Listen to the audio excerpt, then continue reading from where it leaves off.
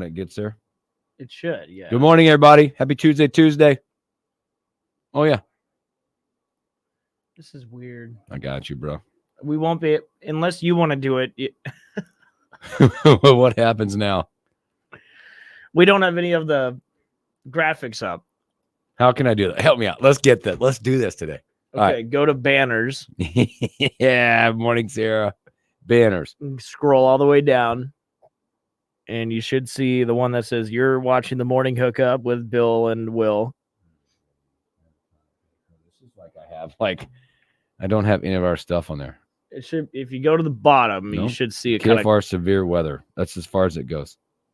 Hab, Hell Varsity Radio, Student Boat, Blaze.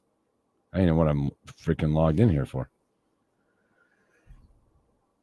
I got nothing, bro. Morning ready for. I got nothing for you. I didn't know who I'm logged in under. I can't even see the chat. You can't see the chat? No, because I'm not logged in. Because I'm the guy. It's not working on this browser I have. It is working on everything else is posted. Dude, I got this today. I don't even know what we're doing. Good morning, everybody. We've got some Will's having technical difficulties in the box over there. I don't know why either. Can we still do a show? Yeah, well, of course. You said I can see the chat. Good for you. I had to start the stream this morning. Will cannot. I hate not having control. Ooh, wait. Well, if it pops up, you can take control. It's not gonna. It is funny. Why I can't believe I can't see those banners. I hit banners, but it doesn't give me access to see what you see. Probably. I don't know. It should. It's like I've got like everybody's. Is there different folders? No, I want to create a new folder. One folder, right? What's RFS for KFR Sports? Maybe that's it. No. Oh, I got it. Let me check this. Let me try some stuff. No. Some of them say they have like 11 banners and no. There's like different ones. Different banners, but I don't have them. I'm not. We could put up just fun banners. Like what? Or I don't know. It's annoying how I can't get it to load. Would it be in here? What a great pregame. You sound so mad. I'm annoyed that it's not working.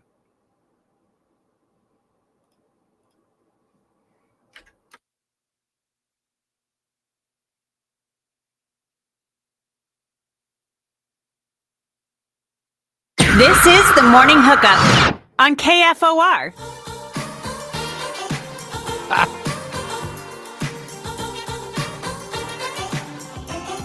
Good morning, Lincoln, Nebraska. Happy Tuesday. What's up, my brothers? Welcome to the Morning Hookup. Bill Hooks, Will Wilson.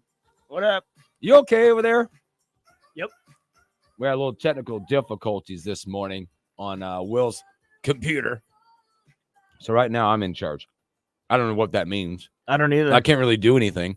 I did get us on the stream this morning. Good job.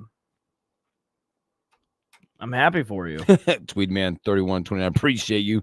Hell yes, now sports talk can actually start since the first hour is wasted again. If you guys still had 2 hours, the show would have been resolved already. Yeah. What up, Adam? Good morning. Good morning, everybody. I can't see the chat, so I don't know who's on. Here's who's on. What. Ready? I'm annoyed. Shane said, "What's up, brothers?" Oh, hey, Shane. Sister Claire's on. Hey, Claire. Sarah. Oh, hi, Sarah. Ryan 840. Ryan 840. Theo Malone. Oh, Theo. Tweedman. Adam. Pac-Man. Greg. And Greg. They're all on right now. Welcome, everybody. Will cannot see the chat right now. No, I can't. Just I can. For some reason, my browser wouldn't load the stream. It was just stuck. So feel free to throw all the comments you want, and I'll read them to Will. And I won't be able to see them. No, he can't see anything right now. I don't like the way this is going. I love this. I don't. I wish this was on Ask Will Anything Thursday. I'm very happy it's not. So we appreciate you guys hanging out with us. Thanks. This is awesome. God, you love being in control, don't you? Oh, it's just a thing I have. Yeah. Yeah. Welcome, man. A lot to get to today. We're going to Robin Washut coming up here in a little bit. Basketball, a little bit there.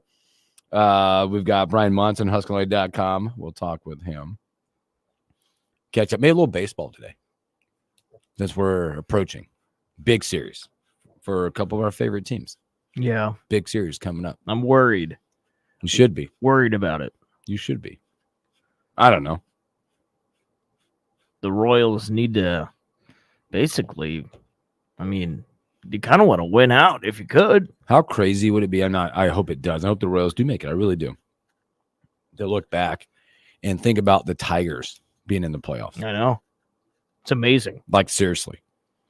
Or even as much as, me, I'm a big Braves fan. Braves, big series. We'll talk about them. But a story is in the Mets.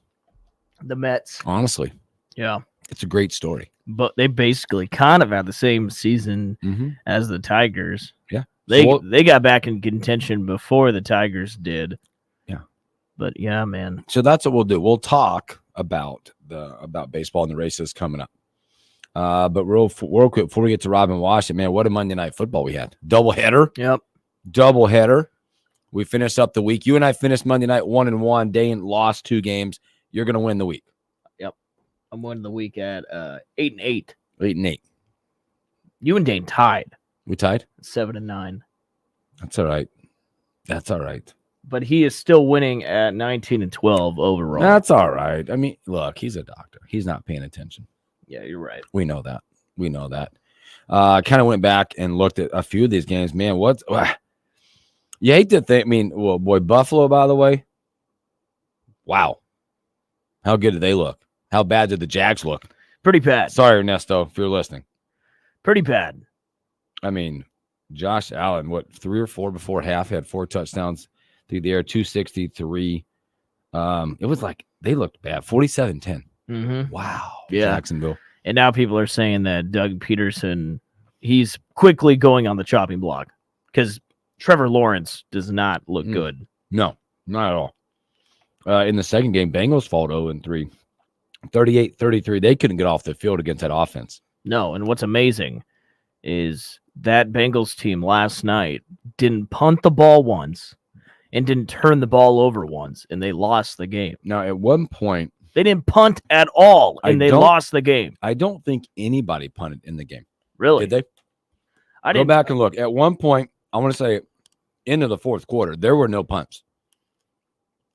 I'm pretty sure there were no punts in this game. Wow, you're right. No punts? Yeah. No punts. How does that happen? Is that why there were 71 total points? Yep. Makes sense. Yep. Yeah, Bengals, man. And, every season, and I've said it on the show before, Joe Burrow's terrible early in the season. I don't know if you count I guess week 3 is kind of early in the season, but this is when they should kind of get off the pot. They get out of the early season woes that they have, and I expect them to start winning soon. But I don't know. Like Marco says, if you go 0-3, your chances of making the playoffs are bad. It's way back. Nobody expected that. I mean, Daniels 21-23, 254, 2 touchdowns in the air. Did rush for another one. Austin Eckler rushed for one.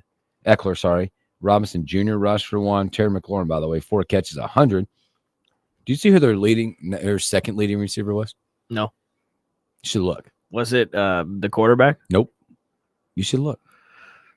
Look at Washington's second leading receiver. He caught 3 balls for 44 yards. Luke McCaffrey. Yep. What the hell? There you go. Jamar Chase last night, 6 catches, 118, 2 touchdowns. How the heck? As well. I didn't even know he was in the league. Take that. Wow. That's bringing up bad memories. Take that. That's bad memories. That's interesting. And now Twitter is just going nuts about Jaden Daniels. It's funny. You talk about how the NFL is so reactionary. Yeah. And there's no better example than last night and this morning. I mean, every talk show nationally is just on their knees for Jaden Daniels. It was one game. It was one really good game. And now it's so reactionary that everybody's like, oh, this guy is MVP. It's interesting. He did play good. He did play good. Did you see his completion percentage last night? 21 for 23. Over 80%, right? That throw he had to Terry at the end of the game, that was a nice ball. Incredible. That was And a by the nice way, ball. have you looked at how many turnovers he's had this year through 3 games? I don't know. How many? 0. Well, yeah. He hasn't turned the ball over. Won the Heisman for a reason. Washington 2-1, man. You look at that Buffalo 3-0 in their division. They're up a game right now on the Jets. You got the Miamis and the New Englands down there at 1-2. Pittsburgh at 3-0 in that division. They have a 2-game lead in that division right now. By the way, on that side, Houston 2-1, Kansas City 3-1, the Chargers 2-1, but they might be pretenders with what's happening right there. And that one, Washington sitting there with Philly, man, 2-1 after that win last night. Minnesota 3-0. Okay, 3-0. They got a big one this week against 2-1 Green Bay. And Sam Darnold's MRI came back clean. There you go. So you're good. Which is good news. Good news for that. New Orleans, Tampa, both tied in that division. The one division that's so wonky right now is the West. The NFC West. Seattle 3-0. Arizona 1-2. Rams 1-2. San Francisco 1-2. With no end in sight right now for San Fran. They're beat up. Right now, the reports are McCaffrey's going to see a specialist, I believe, in Germany. Yeah, he's going to Germany to figure this thing out. That is not a good sign. No. That is not a good sign looking at that. No. Having to go to Germany? Yeah. There's better reasons to go to Germany. You would think. I'd go to Germany. Yeah. Patrick in the house, by the way. Oh, Patrick's on? Yeah. Patrick in the house. I guess we should have put Luke McCaffrey as a wide receiver for quarterback. Haha. I can't believe what does it he's mean in to the be league on their knees? Tweetman, you're funny. Seahawks, yeah, big game. You know exactly what it means. Yeah, Seahawks, big game in Detroit on Monday night. These phone lines are going to be the death of me. Are they? Is it not good? They were screwing up Friday when I was producing Hail Varsity. You know, I hope you come on, man. You're just all off today. Oh, you did it. I hope there's never mind. Come on, Robin. Maybe it's he likes to do this to us. Call us back. Hello, Robin Washut, Bill Hooks. What's up, my brother? Oh, just running around with my head cut off here. We just got done with basketball. Saw your boy Henry T. Woo! Watched a little practice. Gonna do this real quick. Talk on the radio. Go over to football. Talk to the coordinators and players, and then talk to Fred Hoiberg after that, and then do our HuskerOnline show right after that. So it's a full Tuesday, fellas. Boy, hardest working man in the biz today, Robin Washut. You know what? I grind so everyone else can shine. God, look at you, man of the people too. I love it. So, Rob, you got a chance to be at practice. What are they doing right now? Is it full squad? Everybody there right now? Yep, full squad. Everybody participated. Last time we were able to watch them, there were a couple guys out or not here yet. The full team was in uniform on the court, and we watched like 20 minutes of just like warm-ups, like 3-man weave and spot shooting drills and stuff like that. So there's not a lot of like really important takeaways from it, other than just eyeball tests and seeing guys like Berke Buktajol and Braxton Mia, Gavin Griffiths on the court playing in a Nebraska uniform for the first time. And I guess the biggest overall kind of general takeaway is from just the, again, eyeball test, they're a pretty good looking squad. I mean, they're big. Braxton Mia, like, he's big, but then like when you stand next to him and you see just how like, not just tall he is and long he is, but how like filled out he is. He's just a giant human being. And I don't know if I remember Nebraska having a guy with that size and athleticism. They've had big guys. Obviously, Andre Almeida is as big as they get. But like from an athlete standpoint, that's about as big of an athlete I've seen Nebraska have probably in my 17 years covering this team. So I'm very curious to see how that changes the dynamic of how they play and just what that presence does in Fred Hoiberg's system. Dubio KK has entered the chat, just so you know. Yeah, he wasn't tall, though. He was like 6'9". Braxton's 7'1", with like a 7'5" wingspan. Like he's just a huge dude. Like, wow. I don't know. He kind of one of those block out the sun type guys. Well, talk about the schedule. The schedule finally was released. It's like we waited so long. We got baseball before it. We finally got the basketball schedule. Give me your thoughts. I mean, in the Big Ten, especially with 18 teams, there's no like easy schedule. So what you look at is who your double plays are, where like the projected more difficult teams are. Are they at the beginning of your schedule, in the middle, or at the end? And then what your home slate looks like in terms of Friday, Saturday night games. Because as we know, with Nebraska in particular, when those can be a pretty big X factor. When you've got a weekend night crowd, things dial up a few notches. So from the double play standpoint, I thought Nebraska got a pretty good draw. You finally get an Iowa double play, which I don't know why that's not a yearly thing, but they finally get it again. And they only have to play Purdue, Michigan State, Indiana once. So that's good. But again, you have to play Ohio State twice. They're going to be good. Iowa's going to be pretty good. So like, again, it's all relative as to what a good draw is, but for what it is, I think Nebraska got a pretty decent double play lineup. And then you look at how the degree of difficulties kind of shifted. And I think there's no question the beginning of the Big Ten slate is by far the most difficult stretch. Those first 5 games, including the 2 December games with Indiana and at Michigan State. That's about as brutal of a 5-game start as you're ever going to see. But the good news is that balances out to where I think 3 of their final 4 games and then like 5 of their final 7 are at home. So they're going to be, put to test early, but if they can keep their head above water, going into February, they're going to be in a pretty good spot, because of just how home heavy the back end of that schedule is. So, when Nebraska's made the tournament, they've had a front-loaded conference schedule, and they got another one this year. So that was notable. They only got 3 Friday, Saturday night home games, which is disappointing. Mm-hmm. I guess they've had less. I think there's been years where they've only had like 2, but 3 is, I guess, okay. They have I think they have 3 more Sunday games, but like Sunday games don't do anything for me. Like, especially like the 5:00 Sunday tip, like might as well have that on Tuesday night. So that's unfortunate that they didn't get a few more like true weekend draws. But I guess it's better than nothing. So in all, it's a fine schedule. There are difficult stretches. There are favorable stretches. But in all, especially with the way Nebraska's scheduled in the non-con, I think it sets up pretty well for them. I blame part of that weekend stuff on Andy's stupid cats and his stupid list he put out.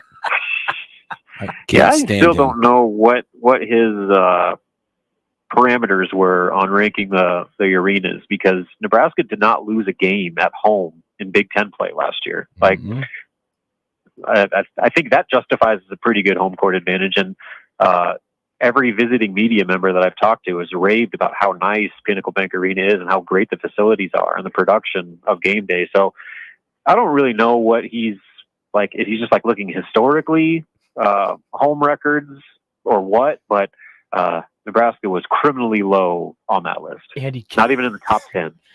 His last name Katz makes us all laugh these days. Andy Katz.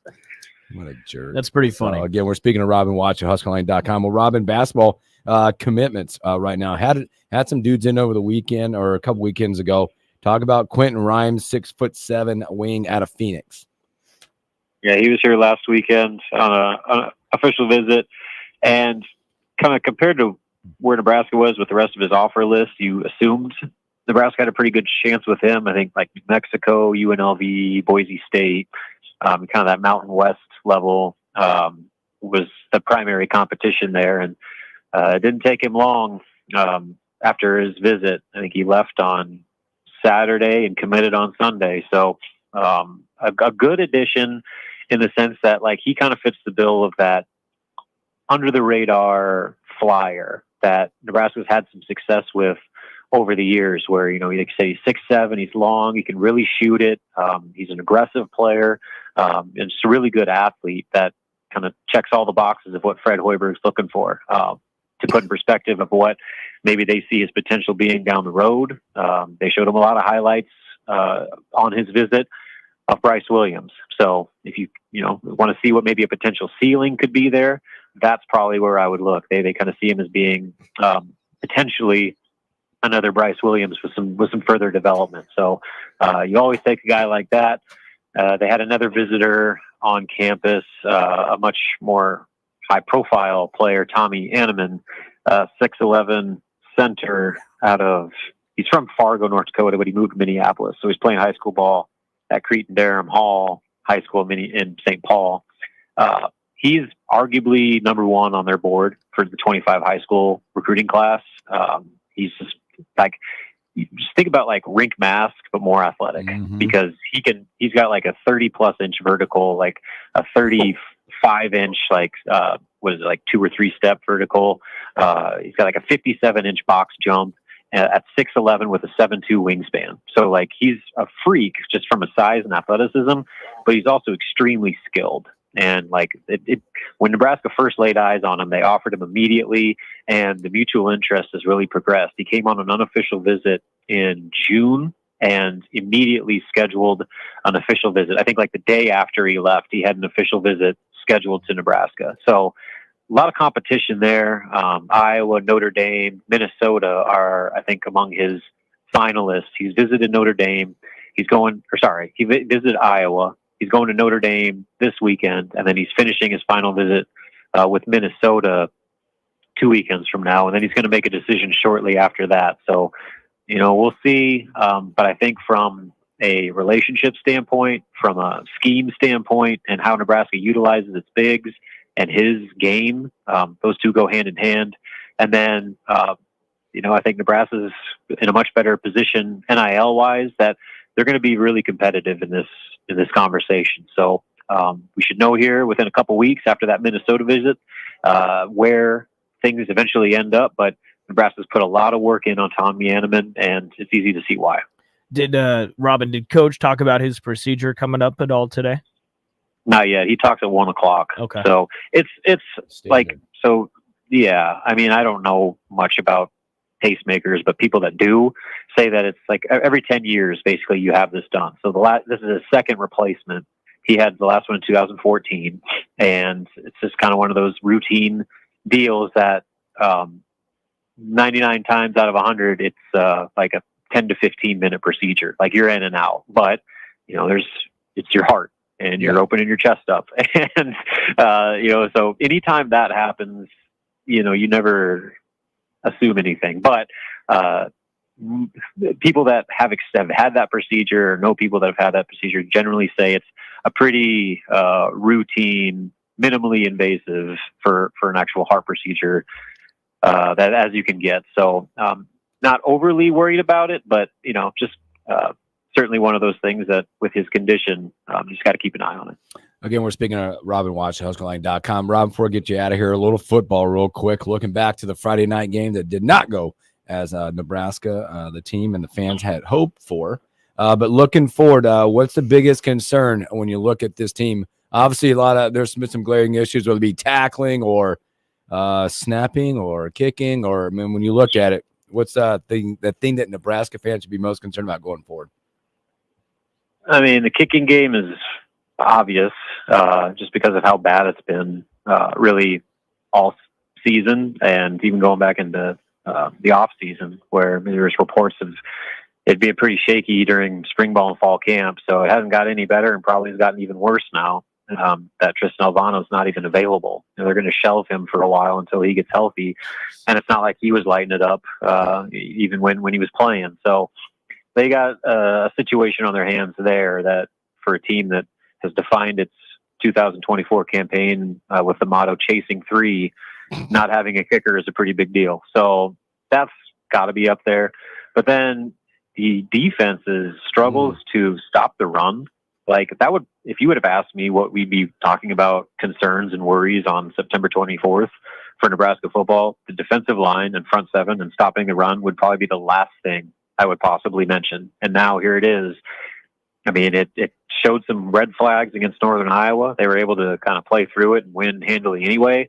But then Illinois kind of exposed them a little bit with just being able to control the line of scrimmage, stay very much on schedule with their drives, and really kind of do whatever they wanted on those first down runs. And that That's a big concern because every team in the Big Ten on Nebraska's schedule is going to watch that film and do the exact same thing, starting with Purdue. Now, Purdue is a much different animal offensively. They're really bad. Like, Purdue is in a tough spot right now, but you're going on the road for the first time, and you're kind of you're licking your wounds a little bit if you're Nebraska, and you got to kind of rally together this week. This is a pretty critical week for the season because this is a game they have to win. Like, there's not probably an easier game remaining on their schedule than it is this week. And if you don't take care of business this week, all of a sudden, all these concerns and worries you have right now start weighing on you tenfold. So pretty critical for the defense to get back to the potential and level of play that they've shown they're capable of.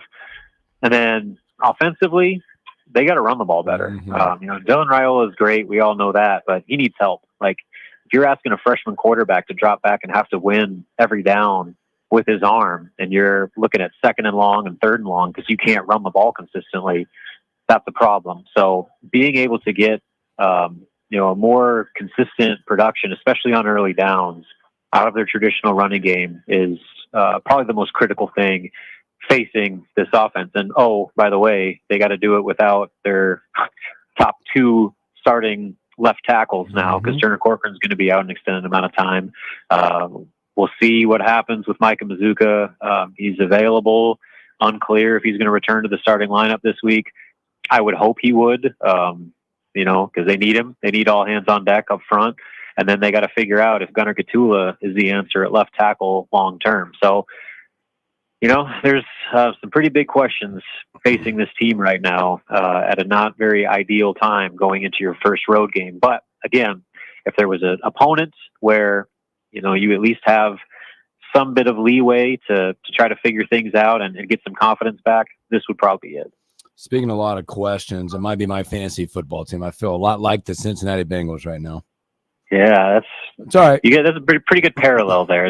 You're too talented to be 0-3 right now, Bill. I don't understand it. It's all right. I'm sure that let's see what happens the next couple of weeks, you and I can have some conversations depending on where you're sitting at right now. Yep. Well, my team is overperforming. We'll see how long that lasts, but we're defying the odds once again. I don't want to collude, but at some point there'll be a couple people I'll talk to.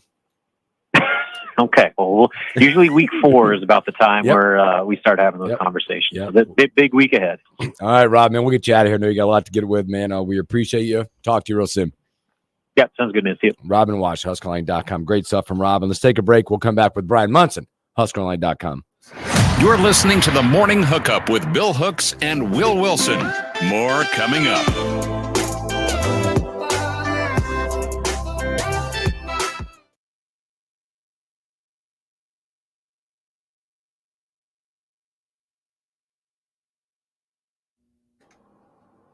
No other comments coming in. I had to delete one. It was like some weird one. Now, this would be the time where you put timeout. I don't know how to. That doesn't let me. I mean, seriously. There are no banners from there's KFR severe weather alerts. Should I put one of those up? Come here and look at it. Look and see what I see.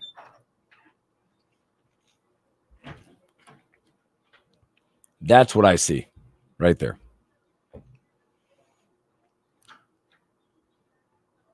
It doesn't go down any further. Like, are those the ones? Oh, why are they listening to that crappy? So when we come back on, all right, you'll hide that. Well, why is it listening to that crappy it's just folder? It's just how it is. I don't like it. It's crappy.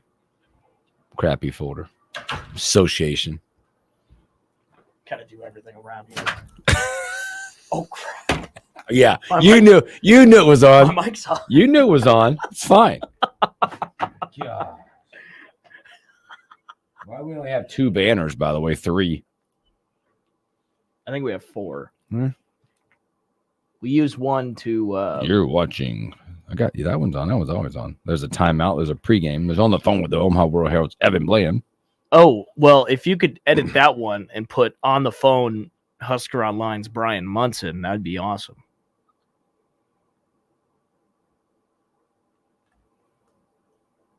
If he figures this out, I will be amazed.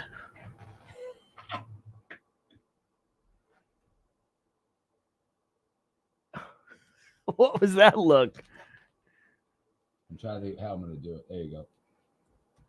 By the way, Nora and I checked out that endless bowl. Boom! All right, in this bowl. We checked out the endless bowl of pasta at Olive Garden last night. Did you rock it? Yeah, and it's Is it worth it? it's better than advertised. All right. Oh man, that's unfortunate. They're just reporting that NFL legend Brett Favre reveals Parkinson's battle, yeah. man. Yeah. Yeah, well, it's too bad. Oh, this is gonna be awesome. I gotta focus, okay? Okay, I think I got this. Coming up. HuskerOnline's Bryan Munson. Coming up.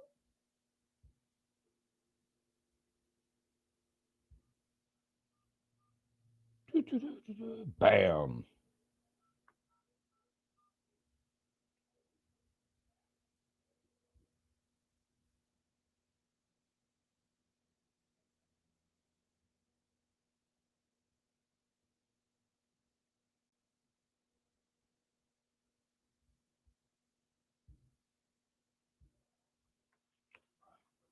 Here we go. We got him on the line. Let's see if I can do this.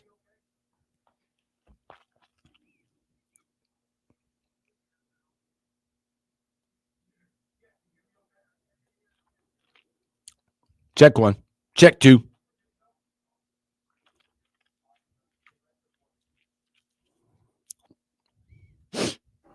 All right, we got him. All right, here we go. Ladies and gentlemen, we got him. We got him.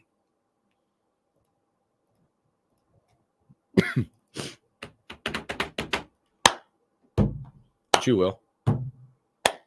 Skull.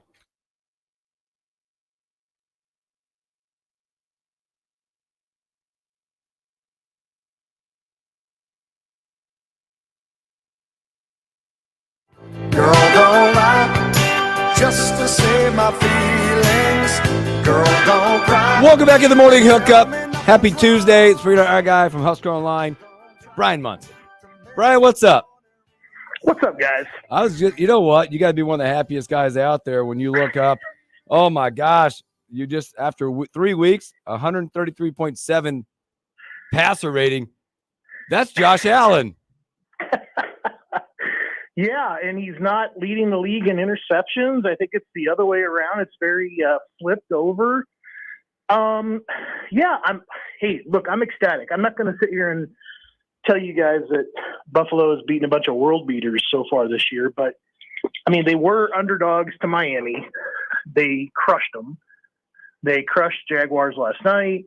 They have a very tough test this Sunday with the Ravens. They're going to Baltimore. So, and then I think, which is going to be really fun, they come to Houston to play against Diggs and Stroud. So, fun couple of weeks to, and the Texans, what happened with the Vikings this last week? I mean, it was a really, really, really weird week for me to kind of figure out how anything transitive related was working with the NFL. I think you need to throw it all out the window. So, but yeah, I'm happy. Don't get me wrong. I think I love not having a single guy that a team could take away from your offense and basically crush your soul on any given night, because the Bills are, I think, would they have 10 guys catch a football last night? So that's incredible. Wow. I mean, you mentioned Sam Darnold. I think we're all shocked. I will say this. I think it's more of O'Connell's offense that he's putting him in than Sam Darnold actually, finding something and being good. I think it's more of along that offense. I don't disagree with you at all. I think O'Connell is a very undervalued, underrated offensive mind. And I think that is, obviously he's got some big time threats to kind of help take some pressure off, whether it's the receivers or the tight end, to kind of go along with it all. So I think the Vikings have got some really nice weapons to help Darnold kind of settle in and get back, maybe get that confidence back up after losing the job potentially to a rookie. So I think that's huge, but I think O'Connell's helping out in that area a lot. I just don't think he's appreciated enough. Hey, Brian, I want to ask you big picture recruiting. Obviously, Friday night didn't go as planned. Electric environment downtown, but you come up with a loss. But what's our recruits' reactions after losses like that, based on environment, based on what they see? Because I know you have a couple articles out there. Would I encourage you guys, please go read these. The headlines are like Nebraska linebacker commit Christian Jones sees his future as a black shirt. Commit Jackson Carpenter, excited about the future. I always feel like when there's a loss, there's either something to gain or a lot to lose. There is. I think, the benefit of playing on Friday night was that there weren't a lot of guys in town in general. There was about 10 players that were there. Only 2 2025 commits, both Jackson and Jones. That's why I kind of made them a priority for the week. Otherwise, you were, like Jace Reynolds, who, we've talked to a number of times, and he's seen losses in Memorial Stadium before. Let's just be honest. And I think here, this is this managing expectations is getting more and more difficult. I think as the season was kind of going on, after you beat Colorado, you really have these national kind of media outlets that were really propping Nebraska up. Joel Klatt talking about how Nebraska is, completely underrated in the top 25 game leading into the Illinois, matchup. You had a bunch of other people, Herb Street and McAfee and other folks, all talking about the Huskers, and of course, then you have this issue. I think the best news is this: Nebraska is once again relevant on that national stage, which there hasn't been any type of relevance there for a good portion of a decade or more. So I think that's the big picture here, is that Nebraska is doing the right things. They're getting the right people to take a look at what they're doing, all the successes. And I think that's going to be huge for them to kind of go forward. Now, managing the hiccup and how they're going to kind of do that kind of moving forward. Look, it's losses are going to happen. They just have to get back up on that horse, and they have to ride this thing out now. They got a tough game coming in, they go to Purdue, they got a tough game coming with Rutgers coming to town in 2 weeks. Those are the next challenges. And I think that they need to just get back up there and just show people that that was a fluke. That it was good to get it out of the way, because they want to go in, 6-1, 7-1 and go play Ohio State. I mean, that's really what the goal is right now. We're talking to Bryan Munson. Bryan, obviously the kicking game is pretty, what's the word? Disappointing right now. That's a good word right there. Yeah. I was struggling too in my mind about where is he going to go? Which one's he going to land? I had I'm spinning the wheel in my head. I had a lot of other words we can't say on the radio.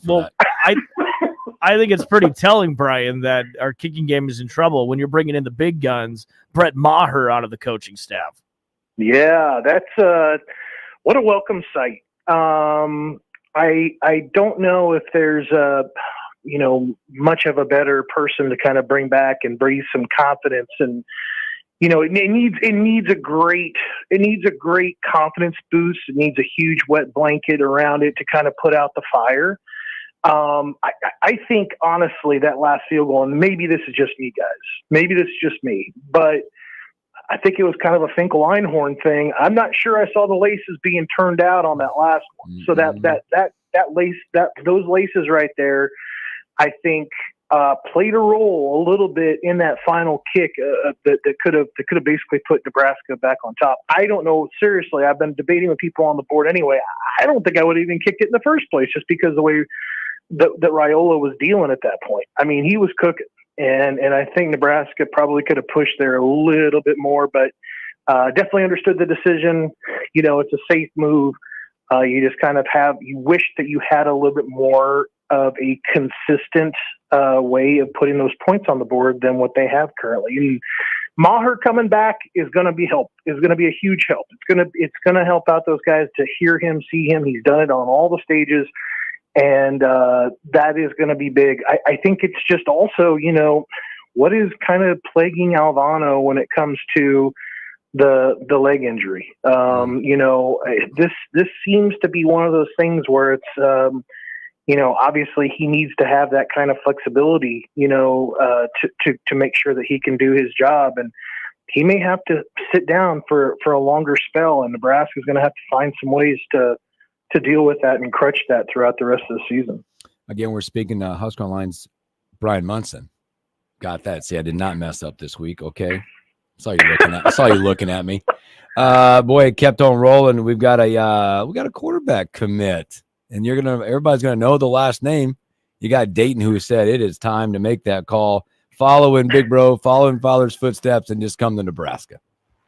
I tell you what, I'm actually writing a section on him like right now. It was literally when you guys called, doing my 3 and out for tomorrow. It's hilarious. The two, Dayton and Dylan, there's a couple years difference between the two, yet it was like the same kind of conversation I had before with Dylan. And this is like my lead into my story I remember the first time I talked to Dylan. I mean, it was very crystal clear. I mean, Dominic goes down as one of my favorite all-time Huskers to watch him play the game. I mean, I don't know. I mean, him being the inaugural Dave Remington, award winner, the fact that when he used to long snap and go down the field for coverage, and he used to pirouette going down the field to make sure he wasn't going to get, totally blindsided. I mean, he was such a great athlete. He was such a tremendous athlete, and he was just played with this edge, that you want in all your players. But when I first spoke to Dylan, the first words out of his mouth, and I still remember them in my head, it was "Hello, Mr. Bryan."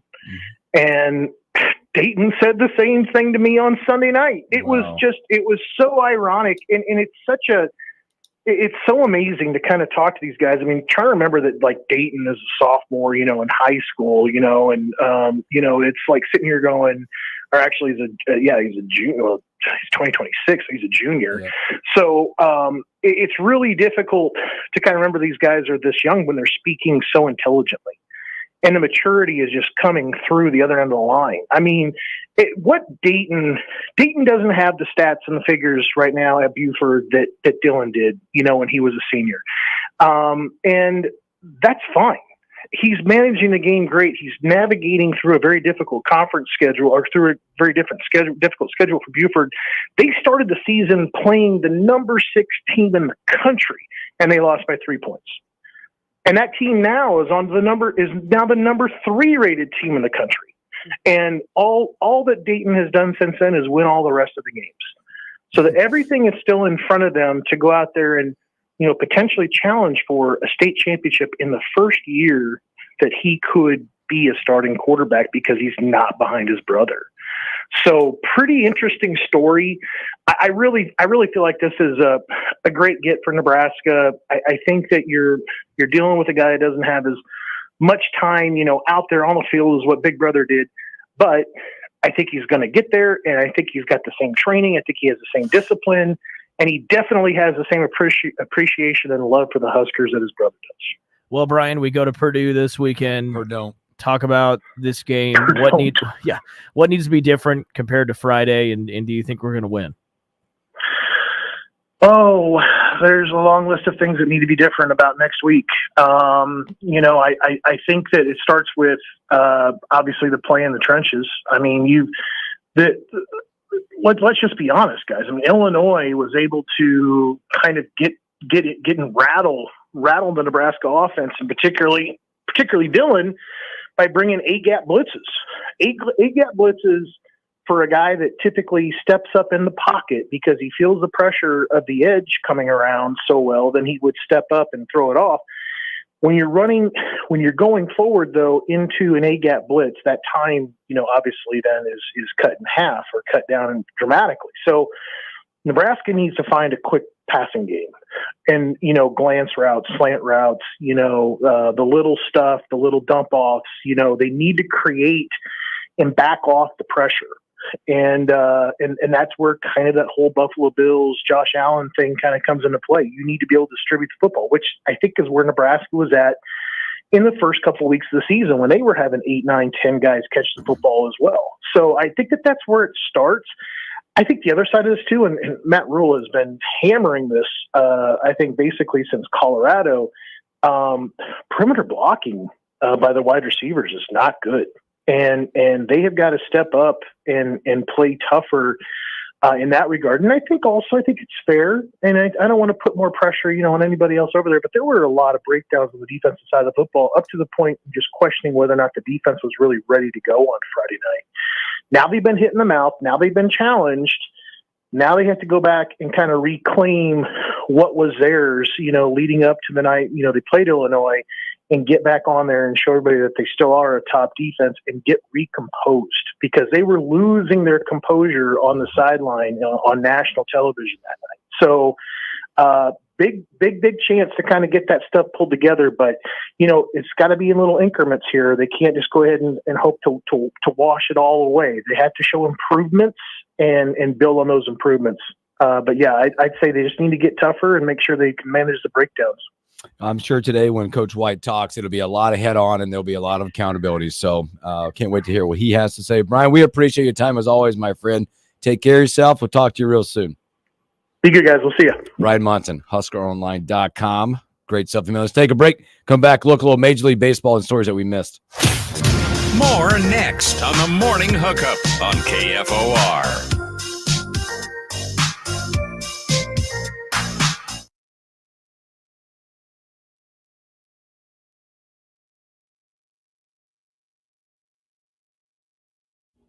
Solid comments. Going. Thank Bryan. Appreciate it. Hooks just proved that old people and technology don't mix. Yes, Tweedman, you are correct. Shane said, Will hates technical difficulties as much as the word turd. Tweedman, Willie J doesn't like the word turd, ? Tweedman, appreciate you. 3129. By the way, Ernesto gave you guys a shout out Friday during the Real Rare Reaction about 3 minutes before Elijah kicked Jabba for cussing on the internet. Yeah. I heard all about it. I heard about that too. I kind of want to go back and rewatch that. I do too. Ryan 84. I'm sure enjoying drafting Josh Allen on my fantasy team. I bet, man. Shane says, shout out to Brett Maher, fellow Kearney High Bearcat class of 2008. Did you go to high school with him?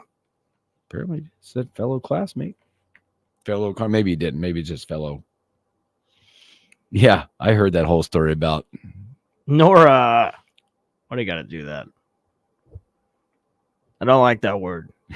Will's least favorite word is sharp. Gross. Can you see it out here now? Or does he text you that? No, I've got it on YouTube. Oh, you're seeing comments now.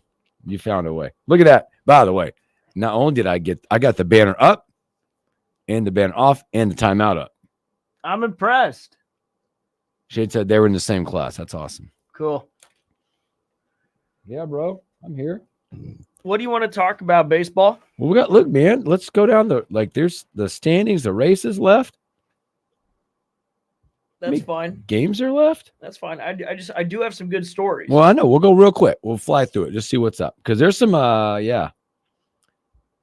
Was that we're at 156? 6 games left for teams? Correct? Yeah. There's some big series this week. And they start tonight.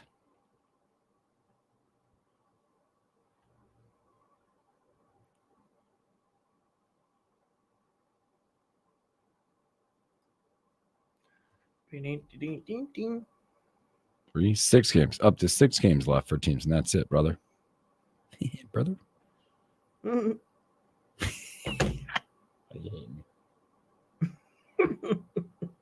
Oh, I love that guy. Will Katz.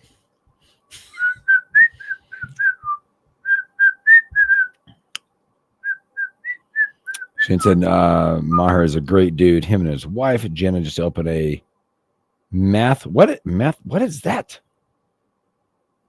Tutoring space. Oh, cool. Now I probably did not know that. Tweetman said Java was definitely feeling warm. I forgot to text in and ask Elijah if they checked on him Saturday morning. I can be really mean right now. Feeling warm. Yeah. That's a great way to. When Java comes on the show, it's Feeling warm. is this like, yeah, and You guys talked about it. When I watched this game, you gotta is just basically spouting nonsense. You only make the mistake once at feeling warm when you come on a reaction show.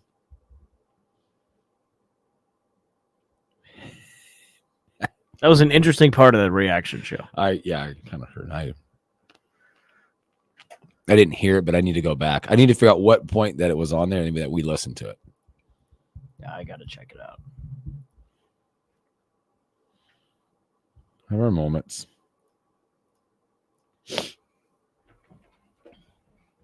Tuesday.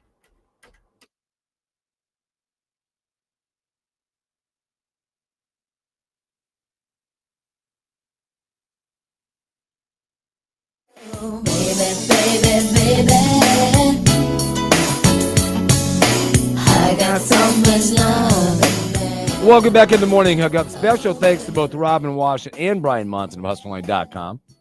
See how smooth that banner transition was? I didn't see it. I didn't think you were gonna do it. Now you know all the stuff I gotta go through I every know day. it's tough for you. It's a hard job, man. Baseball's in its last stretch, man. 6 games left. Looking at some of the matchups happening right now, Will Wilson. Look at the AL East. Yankees are up 6 right now, but they got a series right now. They got 3 games coming up against the Orioles. Looks like they're going to be okay. Boy, this one, golly, boy, your Royals, man. Your Royals. Who they got this week? The Nationals. You got the Nationals and then the Braves. Royals do? Yep. Braves are fighting. So are the Royals. I know. Royals, but here's the deal for the Royals. They do have a 1 game. They're up a game. Yeah, but Twins are back there. You are looking at matchups. What gives you any confidence right now? Don't that know. The Royals can score runs. Their Now look offense at- has here's been what you got. abysmal the last 10 games. Twins get the Marlins coming up in a 3-game set, and then they got Baltimore right after that. Okay, so you start looking at it right now. Just in the percentages, because we always look at CBS. Right now, they're still giving it 60%. With the 6 games remaining, that the Royals make it 80%, rough 79.2. That Detroit makes it. Okay, Just a higher percentage. higher percentage that the Tigers get in. Okay, Twins are way back there at 45%. Looking at the AL and the NL, the East with the Braves. The Braves are still, boy, talking about a fight. They are a game and a half back of the wild card. The Mets, boy, what a story. Give them credit. They've been now. The Braves and the Mets start a series tonight. 3-game set. Guess who's on the bump for the Hotlanta? Which all be Braves fans tonight, by the way. Spencer Schwellenbach, who's had a phenomenal first season, by the way. 7-7. I want to say something like 118 strikeouts to 21 walks. Been really impressive when you look at him. By the way, it's funny how many wild card spots. There's 3 now, right? Mhm. The NL Central doesn't even have a wild card team. No, they're terrible. The Cubs are the only, there's 3 teams over 500. Yeah. Milwaukee just ran away with that. It's done. 9.5 games left. There's nothing. I mean, I'm a little worried about the Royals. Again, their offense has been really bad. And you got to have offense, even if you're playing against a team like the Nationals. Yeah, the Nationals aren't playing for a lot. Hopefully you catch those guys at the right time. You'd hope. Catch those guys at the right time. So a lot of fun to watch as we'll be updating you as we continue along. So let's do the story. Let's go to stories that we missed. The stories we missed. The morning hookup. Boy, What say you, Will Wilson? the Pac-12 is trying to make some moves, aren't Yeah, boy, they try. They really are, aren't they? they? They've already got some teams, haven't they? They had a few come over from the Mountain West, I believe. Yeah, Colorado State, They just added. Did they just add a bigger team? Boise State, San Diego State, Fresno State. There was a report yesterday that Gonzaga was joining. That was from Brett McMurphy. Mm-hmm. And then seconds later, somebody else came out and said, this is not true. They are not joining. Oh, It that. was a They're weird playing thing. that game. Yeah. So we don't know about Gonzaga. It would be interesting to see a team like Gonzaga join the Pac-12 because they don't have a football team. And there's a rule. A lot of conferences have rules. If you want a full revenue share, you got to have a it football all. team. Yeah, But then I read somewhere that they would maybe make an exception for a Gonzaga. probably. Well, with their network and their basketball and all that, you would. Yeah, right. For sure. A little update on that Dan Campbell situation in Detroit. They moved, right? Yeah. It's come out now through all this that it was a classmate of his daughter. They were upset, blah, blah, blah, posted on Snapchat. Gotta love Snapchat, blah, blah. They put the address and everything out there. They've recently moved, but they have growing concerns because at that point, there were a ton of cars. His daughter was home. There were cars showing up. They're really mad about the loss. They recently have moved out of that house, but kind of find out a classmate of his daughter's at school. If it was her boyfriend, I'm going to guess they're not together anymore. Yeah, I'm like, you're gone. Are you believing in this nonsense? There's a ton of talking heads out there, specifically Todd McShay, who are saying Taylor Swift is ruining Travis Kelce because he's not playing very well. Listen, this is where it comes. You got to take it for what it is and take it for what it is, right? You take the blame. You're there. It's just no, I disagree with it. They're just can't. It's just a defensive thing, and they got to figure out a way to get Kelce the ball. They said they're running plays for him. Yeah. Don't give her any more damn credit, okay? I wouldn't call it credit. Well, she's doing this, she's doing that, she's that. Well, that's what a lot of people are saying. They're blaming Taylor Swift on Travis Kelce not getting the ball, which that sentence just sounds crazy. A lot of people. The Raptors are retiring Vince Carter's jersey. Let's go. It's about damn time. Tar Heel. Really good player. He played for a long time, 20 plus. Yeah, long time. Long time. Maybe even more than that. This hurricane could be affecting your Braves series. I just saw that. There could be a problem with the series. We got to play it at some point. Right. Correct? Utah State joins the Mountain West. Who cares? I mean, really? That is the best. Well, you're the best. The White Sox. Oh, gosh. I mean, it's laughable, right? They lost 120 games. Like, we're just laughing. It's okay to laugh. It's almost sad. Tweedman had a great response, by the way. Does Will even remember when the Tigers were good? The Tigers? Yeah. No. No, you don't. Are they good now? Well, they're would you label them as good? If you're a playoff team, you're probably good, right? Well, a lot could happen. I know, boy, looking at the schedule ahead, and we'll talk more about it here coming up, but the college football slate this week, have you seen it this weekend? So obviously, Nebraska will be 11 o'clock on Peacock, but man, Big 12 matchups. They got a lot of top 25 matchups. One that's so rare this early in the season.